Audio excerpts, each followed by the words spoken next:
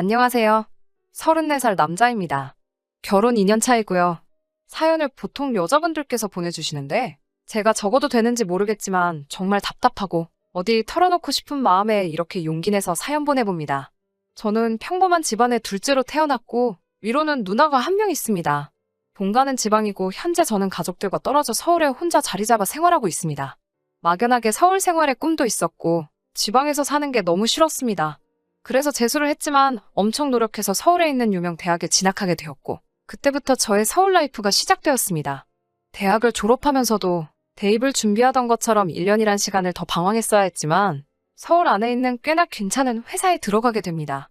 그때부터 저는 완전히 서울에 정착하게 되었습니다. 회사를 다닌 지 6년 차가 되니 제 수중에 돈도 2억 정도 모이고 조금 안정기로 돌아서게 되더라고요. 그러니 자연적으로 결혼을 하고 싶어졌습니다. 그렇게 아내를 만나게 되었어요. 아내는 회사 근처 카페에서 만났습니다. 회사 근처라서 직장 동료들이 자주 가는 카페인데 제 와이프는 그 중에서도 이쁘기로 소문난 카페 직원이었습니다. 정말 회사 남 직원들 중 커피를 마시지 않는 사람도 제 아내 구경을 하기 위해서 일부러 카페에 갈 정도였으니 이쁘기로 소문난 그녀가 제 애인이 되었을 때는 정말이지 저도 믿을 수가 없었습니다. 정말이지 동네방네 자랑하고 싶더라고요. 하지만 결혼을 준비하게 되면서 알게 모르게 아내의 이유 없는 시댁을 향한 적개심이 가끔씩 눈에 보일 때가 있었습니다.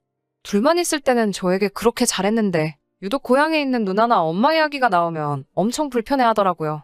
그렇다고 제가 아내에게 제 가족들과 엄청 살갑고 가까운 관계가 되어달라고 원한 것도 아닙니다.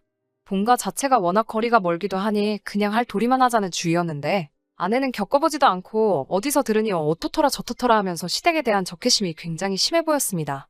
그래 같은 여자다 보니 당연히 저희 누나라든지 어머니와는 불편할 거라는 생각도 들기는 했는데 그 정도가 조금 심하다 싶을 때가 조금 있었어요. 결혼을 약속하고 나서 얼마 안 돼서의 일입니다. 신혼집에 쓸 가전제품을 보러 다니다가 별다른 결정을 못하고 있던 와중이었습니다. 고를 게 종류가 워낙에 많다 보니까 정신이 다 없더라고요. 아침 일찍부터 몇 군데 돌아다니다가 끝내 결정을 못하고 잠깐 휴식 좀 할 겸해서 카페에 들렸습니다. 아내가 잠깐 화장실을 간 사이에 핸드폰이나 봐야겠다 하고 핸드폰을 꺼냈는데 오랜만에 지방에 있는 누나에게서 먼저 연락이 왔더라고요. 뭐하고 지내냐, 어떻게 지내냐 이런저런 이야기를 나누다가 뭐하고 있냐고 물어보길래 아침 대바람부터 혼수 보러 다니느라 아주 정신이 다 없다고 대답했죠. 뭘로 살지는 정했냐고 누나가 물어봤는데 아직 TV며 뭐며 직접적으로 정한 건 아무것도 없다고 했습니다. 그 이야기를 하면서 누나가 TV는 어디 회사 걸 사는 게 맞다면서 자기의 의견을 말해왔고요. 화장실 다녀온 아내가 제가 누나와 대화를 하고 있다는 걸 알자 너는 우리 결혼 생활 이야기를 다 떠벌리고 있는 거냐며 엄청 불편해했어요. 아니 그냥 혼수 보러 왔다가 TV에 어디 거 살지 고민하고 있다고 말한 게 뭐가 그리 문제가 되느냐고 했더니 뭐 그런 것까지 말하냐며 입에 거품을 물더라고요. 제가 무슨 큰 잘못을 한 건가 싶어 이해가 잘 가지 않아 고작 이런 걸로 왜 그러냐고 물었더니 지금 제 누나가 시자짓을 하고 있는 거라고 열변을 토하더라고요. 그게 어떻게 시자짓이 되느냐고 했더니 지금 누나가 우리 혼수하는 것까지 간섭을 하려고 그러는 거라고 남자인 저는 눈치를 못 채더라도 자기는 다 알 수도 있다는 듯이 이야기하더라고요. 자기가 좋은 걸 사면 돈을 흥청망청 헤프게 쓴다고 할 거고 자기가 별로인 모델을 사면 자기 보는 눈이 없다고 그걸 가지고 흠을 잡을 거라고 하려는 거라 하더군요. 그 말을 들어보니 누나가 진짜 그런가 하는 생각도 있고 해서 그냥 앞으로 조심하겠다고 하고 말았습니다. 하지만 저희 누나가 시자짓을 하거나 할 성품의 사람이 아니라는 걸 저는 누구보다도 잘 알고 있었거든요. 가장 큰 이유로 일단 저희 엄마가 할머니를 모시고 살면서 모진 시집살이를 하는 걸 직접 보고 커왔기 때문이에요. 거기에 저는 손자라는 이유로 그나마 집에서 이쁨을 받았는데 누나한테는 할머니가 참 심술맞게 구셨거든요. 그래서 어머니나 누나 두 사람 전부 시자짓이라는 행위 자체를 싫어하는 사람들입니다.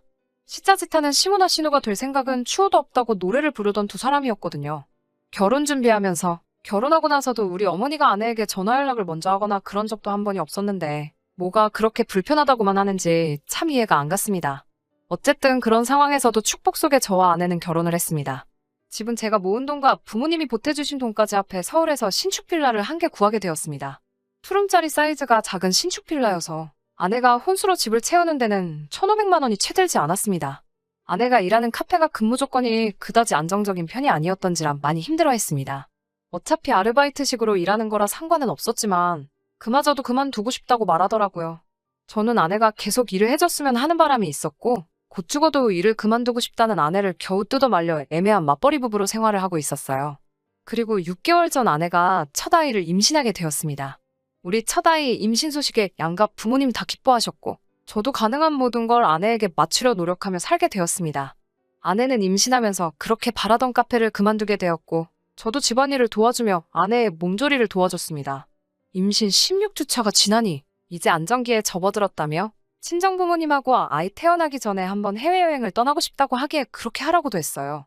그때 같이 임신 선물을 요구하길래 평소에 가지고 싶어 하던 명품 가방도 하나 사줬습니다. 가방에 여행비까지 돈이 그 자리에서 1,500만 원이 넘게 들어갔습니다. 재벌이면 저 정도는 감당할 수 있다고 그동안 제가 악착같이 저축해온 것도 있고 못쓰게 한 것도 있으니 큰맘 먹고 아내가 원하는 대로 해줬습니다. 이제 제가 친정에 하는 만큼 아내도 시댁에도 마음을 열어줬으면 했는데 이런 제 마음은 전혀 통하지가 않았습니다. 결혼 생활 2년을 하는 동안 저희 집에 저희 부모님이나 누나가 찾아오는 일은 한 번도 없었습니다. 아내의 그 고질적인 시댁에 대한 혐오가 심각해서 고향에서 어머니가 서울로 방문하시는 걸 아주 자기 괴롭히러 오시는 거라 받아들였고 제가 중간 역할을 잘해야 양쪽에 아무 소리가 나지 않을 거니 저보고 알아서 잘하라고 하더라고요. 특히 연락 없이 찾아오는 것이나 시댁에서 살림간섭 하는 거는 용납 못하고 이해해줄 생각이 추호도 없다고 말했습니다. 그 표현이 조금 거칠기는 했지만 요즘 여러 사람들이 시댁과의 이런저런 비슷한 문제로 이혼도 마다하지 않는다는 사실도 알고 있었기 때문에 당연하다고 생각했고 저도 그런 일은 없게 하기로 하겠다 약속했습니다. 저희 어머니도 결혼한 아들 집에 자주 들락날락 하는 거 안 좋다고 이해해 주셨기 때문에 아내가 걱정하는 그런 일은 전혀 없었고 제 누나 또한 와이프가 불편해한다는 걸 진작에 눈치채고 그때의 일로 결혼 후 저와 단 한 번의 연락조차 나누지 않는 사이가 되었고요. 아무튼 그날은 제가 회사에 급한 일로 주말이지만 출근해 있는 상황이었습니다. 어머니한테 연락이 왔어요. 임신한 제 아내 생각에 새벽바람부터 곰탕을 한 소푼 고아놓으셨다고 하시면서 오늘 곧바로 전해주러 오시겠다고 하시더라고요. 제가 집에 있는 상황이었다면 그냥 제가 받기만 하면 되는 것인데 그러질 못하니 아내가 엄청 질색을 할 게 눈에 선해서 조금 당황스러웠습니다. 어머니도 마침 다른 날은 시간이 안 된다고 하셨어요. 어머니가 제가 곤란해하는 걸 이해하셨는지 자기가 출발할 때 직접 아내에게 전화하시겠다고 정말 공국만 전해만 주고 돌아올 테니 걱정하지 말라고 하시더라고요. 제가 미리 아내에게 연락을 한다고 하니 그건 한사코 말리셨어요. 제가 연락하는 순간 아내 입장에서 저녁 식사도 같이 해야 하나 하면서 어머니를 그냥 보내는 것도 엄청 스트레스를 받을 거라고 그냥 가져온 거 전해주기만 하면 되니 도착해서 문 앞에서 전화하고 건네만 주고 돌아오실 생각이라고 하셨어요. 아내가 어머니 저녁 식사를 대접할 거라고 생각도 되지 않았기 때문에 그냥 어머니께 알겠다고만 말하고 갑자기 출근하게 돼서 엄마만 불편하게 됐다고 죄송하다 사과를 드렸어요. 그리고 한참 다시 일을 하고 있었습니다. 시간이 어떻게 가는지 기억도 안 날 정도로 할 일이 많았어요. 그러다가 아내에게서 전화가 왔습니다. 시간을 보니 어머니께서 다녀가셨을 때쯤이 되었더라고요. 그래서 전화를 받았습니다. 어머니가 주신 거 잘 받았냐고 물어보기도 전에 다짜고짜 아내는 저에게 화부터 내더군요. 내가 이런 일 없게 해달라고 했지? 라고 시작하면서 어이가 없다는 듯 다짜고짜 화부터 내기 시작하는데 처음엔 어안이 벙벙해서 잘 이해를 못했습니다. 차근차근 달래가며 아내를 진정시키니 안 그래도 컨디션이 안 좋아서 꼼짝도 못하고 있는데 누가 벨 눌러서 보니 어머니더래요. 왜 시엄마들은 항상 연락도 없이 불쑥 찾아오냐고 이런 일 없게 해달라고 부탁했는데 그게 그렇게 힘드냐면서 화를 내기에 일단 아내를 진정시켰습니다. 아내에게 연락도 따로 준다고 했고 딱 가져오신 것만 전해주고 곧바로 돌아오실 거라고 했던 어머니가 대체 저에게는 말도 없이 아내가 저 지경까지 화나게 만들 정도로 뭔 짓을 하셨나 싶어서 처음에는 어머니께 아까 했던 거하고 왜 말이 다르냐고 쓴소리할 요량으로 어머니 좀 바꿔달라고 했어요. 그런데 어머니가 집에 안 계시다고 하네요. 이런 식으로 말없이 찾아오시는 거 문 한번 열어드렸다간 앞으로는 그게 당연한 줄 아는 법이라면서 이참에 시어머니 버릇을 단단히 고쳐주기 위해 일부러 문을 안 열어줬다고 하네요. 뒤통수를 뭐 단단한 거로 아주 세게 맞은 느낌이었습니다. 신혼집들이 이후로 며느리가 싫어한다고 별다른 연락 한번 먼저 하신 적 없었고 괜히 불편할까봐 집에 한번 찾아오신 적 없는 시어머니가 임신한 며느리 걱정돼서 밤새 곰탕 국물 우려내서 왕복 8시간 거리를 혼자서 찾아오셨는데 며느리가 한다는 말이 고작 시어머니 버릇을 이참에 고쳐놓아야 된다고요? 그 말에 저도 순간 이성을 잃고 아무리 예고 없이 찾아오셨어도 그렇지 이 엄동설안에 시외버스로 몇 시간이 걸리는 거리를 오셨는데 그게 기분이 나쁘다고 지금 제 어머니를 지금 문전박대한 거냐고? 너 지금 제정신으로 씨부리는 거냐고 한마디 했어요. 아내는 제가 화를 내고 있으니 불리하다고 생각했는지 아이 때문에 몸이 피곤하다는 핑계로 전화를 끊어버렸어요. 곧바로 아차 싶어 어머니께 전화를 드렸는데 아버지가 전화를 받으시더군요. 요즘 어머니가 자꾸 깜빡깜빡해서 전화기를 두고 나가셨다고. 네 엄마는 아직 안 만났냐고 걱정이 된다고 하시더라고요. 무슨 상황인지 대본에 이해가 가더군요. 전화기를 두고 가신 어머니가 출발하실 때 아내한테 전화를 당연히 하실 수 없었던 거죠. 그래도 어떻게 집까지 찾아온 어머니를 두고 아내는 자초지종도 묻지 않고 문전박대를 해버리고 말았던 거고요. 어머니를 생각하니 마음이 아프고 아내를 생각하니 정말 화가 치밀어 오르더라고요. 그러다가 회사 인포에서 가족분이 방문하셨다는 연락이 와서 후다닥 뛰어내려갔습니다. 가보니 어머니가 보자기 꾸러미에 바리바리 싸운 침을 양쪽에 드시고 서 계시더군요. 회사 이름이 기억나서 겨우 찾아왔다고 하시는데 화 한 번 내지 않고 오히려 제 눈치를 보고 계신 모습을 보니까 눈물이 다 날 뻔했습니다. 왜 그러니까 연락도 없이 와서 고생을 하시냐고 소리를 질렀어요. 어머니가 미안하다고 출발하면서 전화한다는 것도 까먹고 전화기까지 두고 왔다고 늙으면 죽어야지 하면서 멋쩍게 웃으시더라고요. 밤새 얼마나 끓이신 건지 젤리처럼 되어있는 공국을 먹기 편하라고 따로 1인분씩 소분해서 따로 싸서 가져오시고 묵직한 유리 반찬통에는 몇 종류나 되는 반찬들을 챙겨 먹으라고 김치며 젓갈이며 이것저것 아내가 좋아할 만한 건 전부 다 싸우셨더라고요. 보자기를 제가 받아들기만 했는데도 무거웠는데 나이 드신 노모 혼자서 이걸 들고 본가에서부터 터미널, 서울 신혼집에 제 회사까지 여행을 하셨을 생각을 하니 마음이 다 아팠습니다. 그냥 가신다는 거 택시비 들여서 터미널까지라도 택시로 모셔드렸습니다.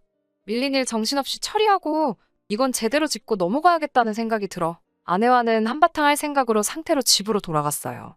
아내는 아내대로 저한테 화를 낼 준비를 하고 있더라고요.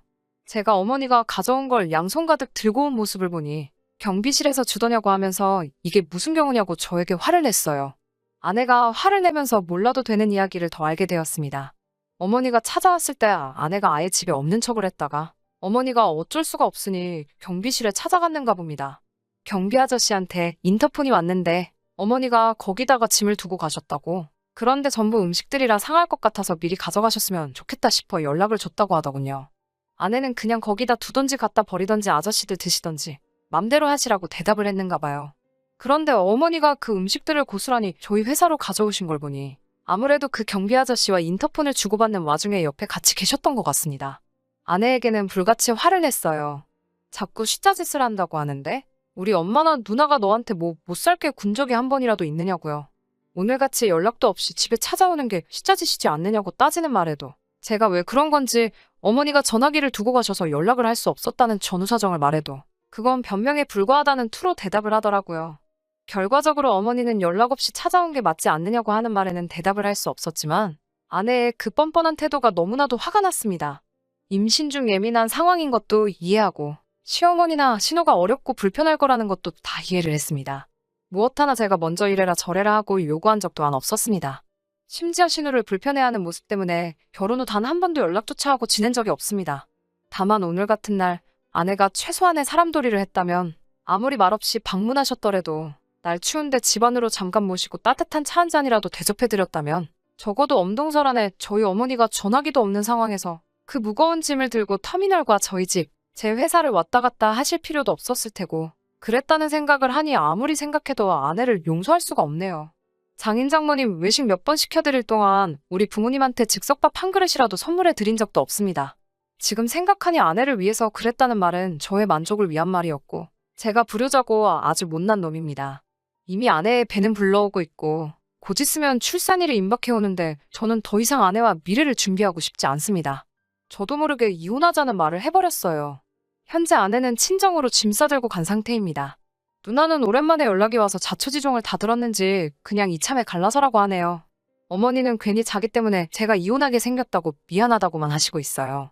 너무 갑갑한 마음에 저와 비슷한 상황이 또 있나 찾아보다가 이런 채널을 알게 돼서 마음도 한번 정리해볼 겸 해서 제 사연 적어서 보내봅니다.